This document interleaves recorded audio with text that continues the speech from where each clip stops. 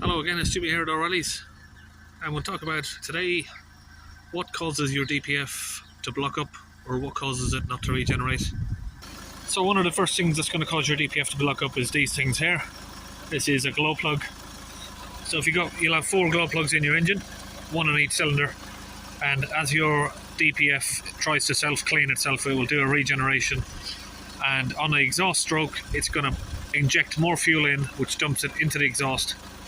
The glow plugs heat it up as it's doing it. If your glow plugs aren't working, it will trigger off a fault, which will then disable that process, and then you'll get a blocked DPF. So the next thing that can cause your DPF to block up, so I've been accelerating this vehicle for at least 5 minutes, and if you have a look at that temperature gauge right there, this is the coolant temperature, and that is not reaching temperature, at least not quite yet. Hopefully if we can get that up to 90 degrees. So just before the video here, we've been accelerating the vehicle for a fair while. We didn't seem to be able to get this past 78 degrees, but now suddenly it's just jumped up. So I don't know if there's an intermittent problem with the thermostat, but it seems to be rising up right now. And again, your thermostat here, this can cause an issue. If that doesn't reach 90 degrees, your DPF regen process will not be triggered off. It has to have a hot engine before it will trigger off the self-cleaning process. Next ones we have here, exhaust gas temperature sensors. Now these read the temperature of the DPF. These have got to get in the right range. Now you can see that we're accelerating this vehicle a lot, and that is not reaching a high enough temperature. They should go well over 200 degrees, but while the regeneration is taking process, you'd expect to see them around somewhere between 400 to 600 degrees.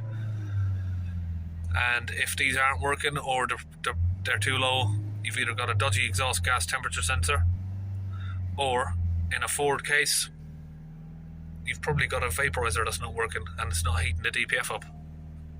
And again, exhaust gas temperature sensors, the voltage on them, so if they've got a short circuit, then they're not going to work. Now the next one, particle filter pressure sensor, differential pressure sensor. So if that's not working and you're not getting a reading, you can see there we've got 130 HPA or millibars. Let's let it idle, and you can see that's giving us a 30 millibar reading, which is a blocked DPF. So if you can see that not moving, or it's suspiciously high, you know, if you've got one of them that's saying you're on, say, 1200 HPA, then you know you've either got a very blocked DPF or your sensor is lying to you. So you can use a manometer to test that to confirm it. So this here is a digital manometer. What you can do is you connect this up to the differential pressure sensor. So where your differential pressure sensor is, you pull the pipe off of the sensor and connect this to the sensor and confirm that this is giving the same reading that your sensor is given. Now to test your differential pressure sensor is working, is giving the right reading, what you can do is connect this to the differential pressure sensor, just like that, and obviously have it connected to the plug in the car.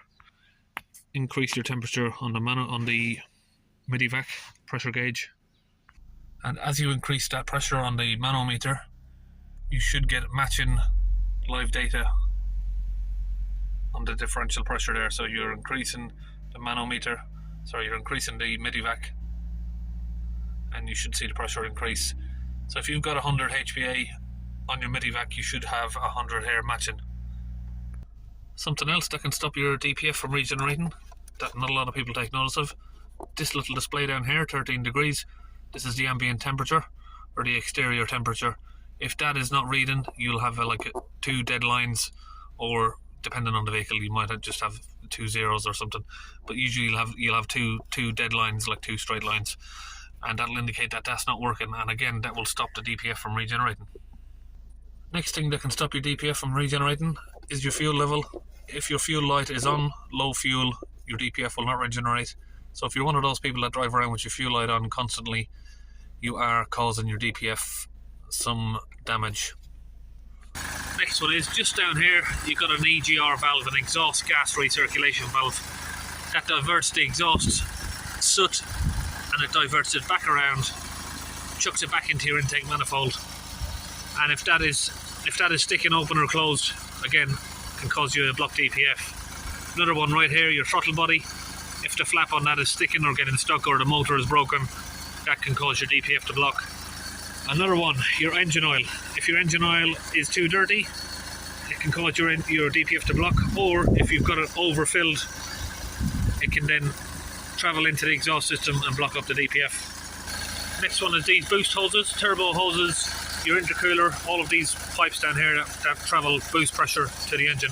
If you've got any hairline cracks in those splits, you'd usually see some sort of wet around the area if you've got a leak on them. If they're leaking boost pressure, your DPF will block again. Now, of course, one of the rarest ones that can cause it, but what people seem to think is the most common cause for it, is short trip journeys.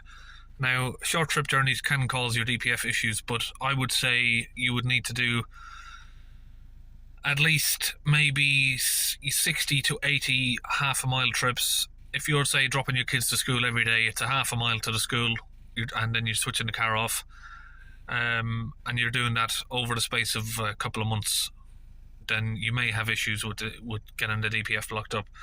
But within those couple of months, if you've been dropping the kids to school every day for a few weeks, and then on a Sunday you've taken the car 25 miles or more than a 20-minute journey, then your DPF will go back to its original state.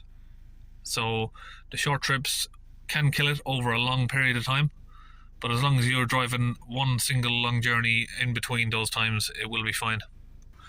So I hope that cleared up some of the most common reasons I see for your DPF blocking up, and we'll see you on one of the next videos.